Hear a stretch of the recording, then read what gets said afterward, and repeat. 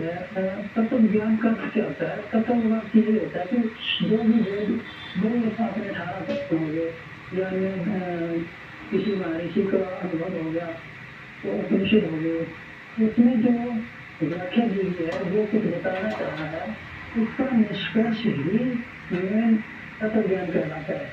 किसी भी प्राण की व्याख्या है, कोई गाथा है, उसका निष्कर्ष निश्चय वही तत्व ज्ञान है। ये बात भी प्राणों में भी कही गई है, उसका निष्कर्ष मुख्य रखता है।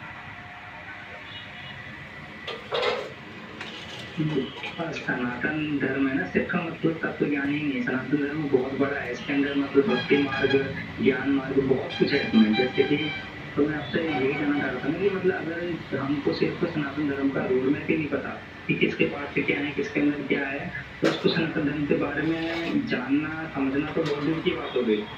मैं यही जानना चाह रहा था कि कम से कम रोड मैप तो पता हो कि मतलब इसके कितने पार्ट्स हैं, पार्ट के कितने पार्ट्स हैं, तो इतना ही। और डिबेट का मतलब ये होता है, डिबेट में आप आए हैं, डिबेट का मतलब ये होता है कि आपको कुछ ना कुछ तो आपको बताना होगा। डिबेट तो का मतलब क्या होता है?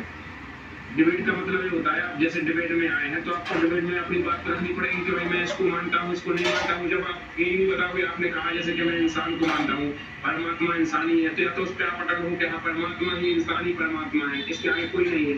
या तो ब्रह्म पे अटल हो कि मैं ब्रह्म को मानता हूँ, इसके मेरी एक पूरी है, मैं ब्रह्म को मानता हूँ, ब्रह्म तक का मेरा ज्ञान है।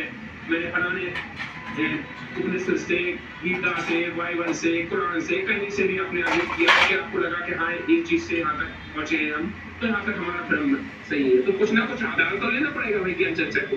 हाँ, तो मैं आपको ये बता रहा हूँ, मैं आपको एग्जैक्टली भी नहीं बता सकता कि मतलब, क्योंकि मेरे को नहीं पता है कि मेरे को ये कहाँ से पता चला। बट मैं आपको ये बता रहा हूँ कि मैं सबसे बड़ा जो मानता हूँ, ज्ञान को मानता हूँ। जिसके पास भी ज्ञान है, एक अच्छा ज्ञान, जैसे कि ज्ञान तो रावण के पास भी था और राम के पास भी था, बट अच्छा ज्ञान